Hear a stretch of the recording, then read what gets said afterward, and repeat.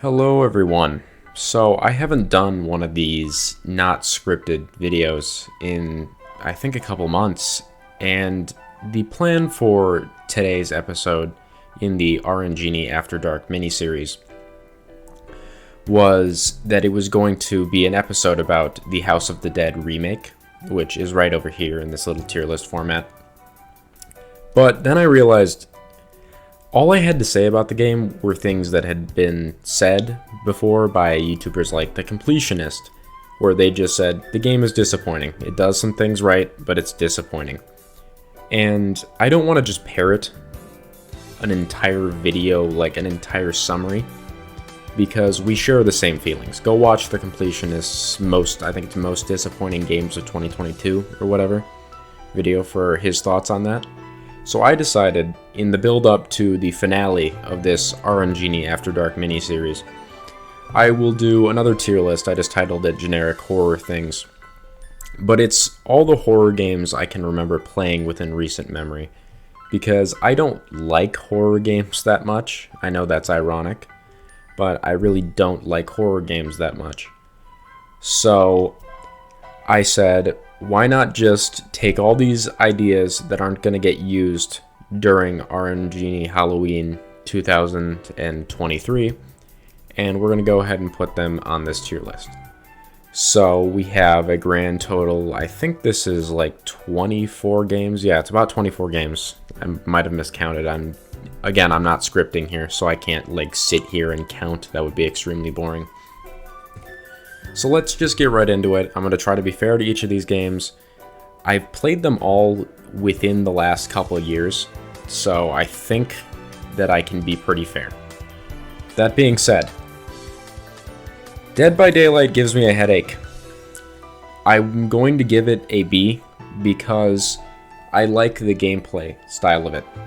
It is a cool game. It's a cool concept. I think it was one of the first games to do the whole 4 survivors versus 1 killer kind of thing. Now that's being parroted by the Texas Chainsaw Massacre game, which I've heard good things about, but I see people crap all over. It was parroted by Friday the 13th in some ways. And I played the game, and it's got a lot of cool stuff. It's got a lot of cool crossovers. They've added a ton of content to it. You can get it on sale for like $10, and you can even play it on your mobile phone or your Switch, because it's the same version. Don't buy this on the Switch. But, you know, the game is famous for being, like, rage-inducing, and that is 100% true. I wanted to break my monitor throughout the entire experience. But it's fun, so I think B tier is appropriate.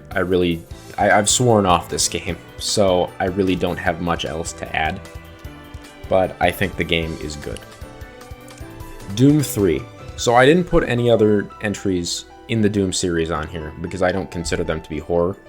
They are action. Doom 3 is a sharp diversion from the series' usual theme of like kill as many things as possible, but we're not going to take ourselves too seriously. Now it's you're going to be killed, and we are going to take ourselves seriously. That being said, I think that this is higher B than Dead by Daylight. I do appreciate Doom 3 as a game.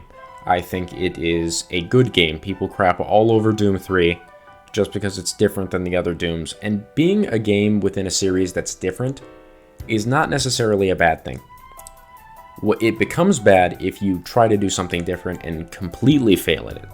Doom 3 does a lot of cool stuff right. It has some cool demon designs, like the Hell Knight design on the box here has inspired the Hell Knight that they use today, because it's such a cool design for a demon, and before the Hell Knight just looked like a recolored Baron of Hell. This is what he looks like now, and that started here. The darker and horror-based designs really stuck out. I think like stuff like the Kako Demon looked cool. It was just a giant brain, basically. I think Doom 3 is a good game. I think people give it way too much flack. That being said, I kind of would go elsewhere for a horror game of this nature. Like, it's just a dark, abandoned spaceship. That is Alien. Like, that is Alien as a movie franchise. It is a dark, abandoned game, and I appreciate it for that. I think other games do it better, but again, not a bad game. If you can get it on sale or as a part of the Classics collection thing that Limited Run was peddling, which I saw that at a store the other day for like $40. So there are still copies floating around. I would play it. It goes on sale often, it's Bethesda, fun times. This next one is Castlevania's Anniversary Collection. So Castlevania was also supposed to get its own episode in this series, but this is a beefy collection, like 8 games, and they're like retro games, so they're not as long as like modern day stuff, but it's still a lot to cover, and I wanted to do this collection justice, and I can't do that in like a single video on a weekly upload schedule like I'm doing for this event, because I have other things going on. I have school, I have work, I have a lot of stuff to do. Unfortunately, I would love to dedicate the time to playing each and every one of these, but I just didn't get around to it. I think that this game is higher than Doom 3 on the B hierarchy. We are not venturing into the wild much here, but a lot of these games they're nostalgic. Don't get me wrong. Like, I think the original Castlevania, for example, I think it's a good game. The problem I have with it is that it did not age well. Most of this did not age well. And like, older games are not going to age well with modern day conventions. Like, I was not alive when this game, or most of the games in this collection, I think all of them, I was not alive when they were released. But I do appreciate this collection for what it is.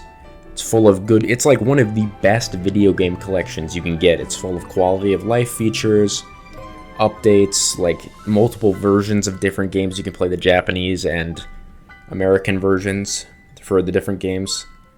Extremely solid collection, extremely solid time if you can get it for a good price, which, I saw this on sale for $5. Like, there's not a lot I wouldn't try for $5. So that being said, I think the Castlevania Anniversary Collection is high B tier. So next up we have Friday the 13th, the game. So this game is actually getting, I think, delisted at the end of this year because the licensing is going kaput. The Friday the 13th licensing is all over the place. I'm a fan of the movie series. Cheesy slasher films are pretty cool. I know that the licensing to this series in particular is all over the place. That being said, I think that this game is really fun for what it is. I already know people are yelling because I put a schlocky slasher film game above Castlevania, but Castlevania gets better later.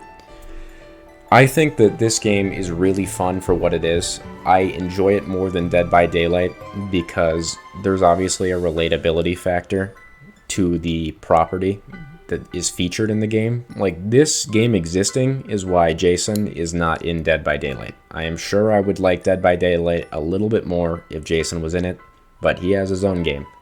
And I think it's solid. You either play as this hulking killer, which there are, like, even though it's just Jason, there are a ton of different versions of him, and they all have different abilities, which the effort that went into this is there. Like, the Switch port doesn't look the best, but this is definitely one I'm going to pick up a physical copy of on Switch, because I played it on Steam, just so I have it preserved and can play the offline mode if I wanted, because I don't care if it gets expensive or not. I just kind of want to have this one in my collection. I think it's a good game. I think it's really fun. I think that anyone who's a fan of like Dead by Daylight or thinks the Dead by Daylight gameplay is interesting but the mechanics are a little overwhelming should give this one a shot. It's really fun. Next up, so before I get into the cesspool that is FNAF, because I've already covered it in this mini-series, but I wanted to just translate the little ratings I gave the games into an actual tier list format. I didn't want to like leave these out because, yes, they're horror games that I have played. Just because I've talked about them doesn't mean I'm not going to be repetitive. Let's talk about the House of the Dead, because this is supposed to be the candidate for this week, and I just couldn't bring myself to do it. I picked this up on Switch. When I was growing up as a kid, I always played the House of the Dead, I think 5 in the arcades. And, you know, as an adult, you look back at that game and you're like, oh my god, what a shit show. But as a kid, it scares the shit out of you. And it did that to me, and it really defined what I see horror games as today. They can be really, really fun and also scare the pants off you if they really try. So I think this one is...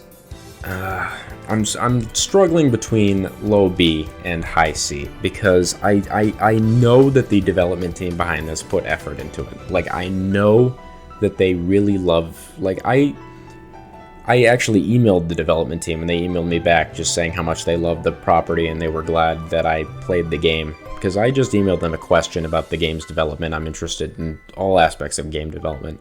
So I know the people behind this project have passion, and I don't want to sit here and crap all over their work. That's part of the reason I canceled the episode, is because I don't want to sit here and crap all over people's hard work. Like, obviously on this channel, I run a bunch of bits where I hate on different games, but I never want to hate on the people behind them. Because I never want to say a game has no passion, like, you never know the story behind the game. So I think I'm going to put it in low B, because it is severely lacking in content. I understand that the original House of the Dead, you could finish it in about 30 minutes. But they could have added some more stuff, man. Like, I understand they added different guns and achievements, but the achievements are so repetitive and, like, so annoying. They're just like, it's just like a checklist, like, play this level with a friend, now beat this game with a friend. It's like, it just feels like 100% completion bait. I'm not sure about if there's actual achievements on Xbox and such. I played it on Switch because I thought it was the most cozy platform to have it, and I'm glad I played it on Switch. I'm glad I played this game. They're doing a remake of the second one. It's already locked in, I believe. So I have a feeling that one's going to be better, and I'm really looking forward to it. I hope they do like a combo pack. I think that this game, you should give it a shot if it's on sale. It's usually like $40. If you go on Woot, that proprietary Amazon site, you can usually find it for like $15 or so. I would give this one a shot. It's 100% worth your time under the right condition. So before we get into FNAF, like I was saying, let's cover these couple last games here. We have Left 4 Dead 2. So without friends, this game's like a C. With friends, I'm going to bump it up to a solid A. It goes on sale for dirt cheap pretty regularly. Valve always does that with their games. It's a fun zombie survival game. If you like games where you can goof off with your friends, I would tackle this. It's not something I would do a full episode on this channel, so I'm just going to go ahead and say these are my thoughts on it. Good game. Give it a shot. Fatal Frame, Maiden of Blackwater. So, I imported this one from PlayAsia. I've had great experiences with that website, with that company. If you need physical import games, go with PlayAsia. And I imported this one because I wanted it physically, and they didn't do it. For some reason, they didn't do a physical release in the United States. I think they did one only in Japan. They didn't do it in European territories or anything like that.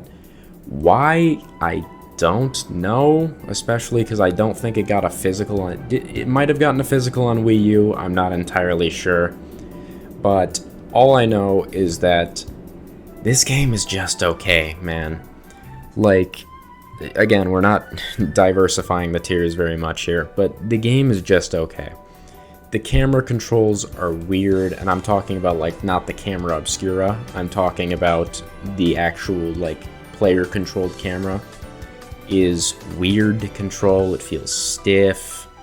Like, the combat, I don't even know if I can call it combat. The camera mechanics, the in-game camera mechanics, and now you're seeing why I hate talking about this, because I don't know if camera means, hey, I control this, or hey, it's a fundamental game element. The camera that you use to catch ghosts gets repetitive super duper fast, dude. Some of the ghosts have like 1,000,000 health, and you just sit there. And, like, I understand that sometimes they have 1,000,000 health and you don't do that much damage to make you feel helpless. It is not difficult, it's just tedious. Like, I sat there for 10 minutes trying to catch this one ghost one time, and then I turned the game off. And by this one time, I mean literally like 2 days ago when I opened this game again after a year. I'm like, maybe I was sleeping on this game. I wasn't. I'm gonna try this franchise again with Mask and the Lunar Eclipse, because I know this one was kind of mixed received from what I've heard from Fatal Frame fans. I don't know if I would get this one, recommend this one to anyone unless it's on a heavy sale. I just don't think it's the best. It's the best that the franchise can be, because I see the potential, trust me. I don't see it here. So now we're gonna go ahead and actually start the FNAF games, because I realize I can just rank these real quick and just direct you to my FNAF video, and then we can talk about these last 3 games. So FNAF 1, it's gonna go in B. I think it would be like somewhere in the middle of B, above House of the Dead. FNAF 2, A, above Left 4 Dead. I don't know. Nope, it's not. Yeah, it's above Friday the 13th. FNAF 3 is a C tier game. It's like Super Mario New Soup 2. Guilty fun. FNAF 4 is above FNAF 2 in this tier. Pizzeria Sim is below these, or actually it's in the middle. It's a very solid time. Sister Location is, I think, an A. I think it's below Pizza Sim, but above FNAF 2. Or actually, no, it's the lowest of these 4, but that's not a bad thing. And then UCN, I'm going to give a solid B, above, or below FNAF 1. I think that the FNAF series is just a very solid series in general. I own Security Breach, like I said in my FNAF video, which I'll link at the end of this video. I have not played it. I don't have the, I can't physically bring myself to play it. And now that I think of it, I also played Help Wanted with a friend. That game's an A. It would be like above Sister Location, below 2. It's a good game, good remake. Steel Wool is clearly talented. Even when I was saying I don't think Security Breach looks good, I still acknowledge Steel Wool has talent, and it's because of stuff like that. Like, they are clearly a very talented development studio. So let's move on to these last 3 games. This one, the thumbnail is horrible because there's no official thumbnail for this game. It is crunchy, and you know what? I'm gonna go look at who made this game because they deserve credit for it. Is by this, I think it's a guy. I think it's just one person. C&D Cardboard Games. It's just this little horror game where you go around an island and you collect Captain Crunch boxes. It's a freeware game for the most part. I mean, name your own price. I threw him a couple bucks back in the day, I believe. It's not an expansive game, but it does one thing and one thing well, and that is just the element of surprise. Captain Crunch will run at you. He's got little friends. This guy will spot you. This one will just completely destroy your eardrums, but with his jump scare. And you just have to run around the island to locations, collect yourself some Captain Crunch. I think there's 3 difficulties. Hard mode is just completely ridiculous. It's a fun little time. You can download it at this website. It's itch.io. It's cd-cardboard-games.itch.io/crunchy. I would give it a shot. It can run on most computers. I think it's only for Windows though, so just be careful there. But I think that this game is a solid low A tier. It's low A tier because I would like it to be a full game, but obviously it's a demo. That's what it is. But it sets out to do one thing well, and it does it extremely well. So I think right there is appropriate. Quake. I put Quake on here because it is like Doom's sister series.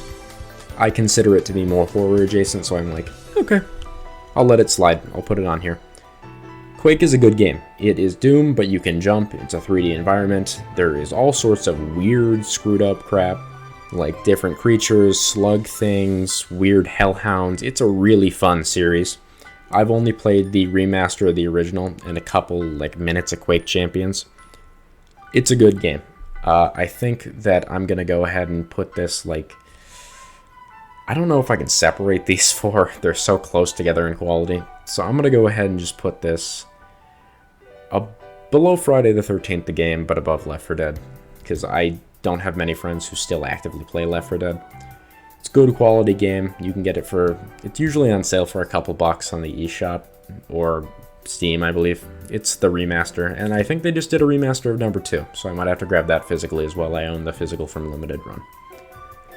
And last, we have Resident Evil's remake.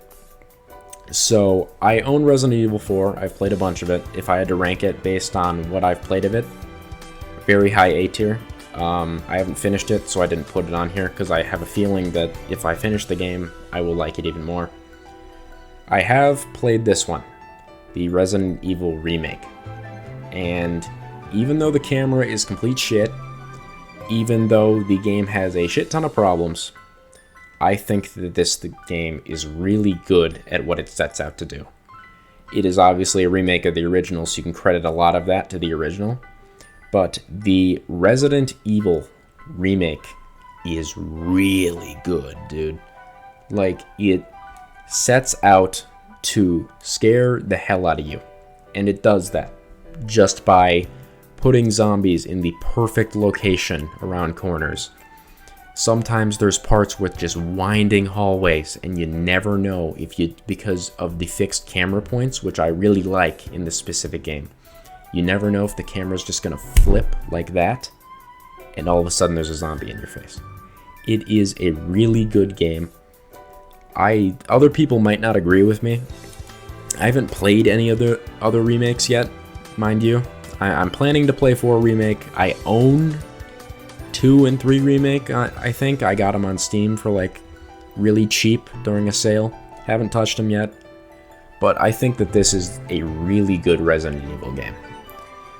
So there are other games that I own that are horror related that I just either haven't played. Like I own Alien Isolation.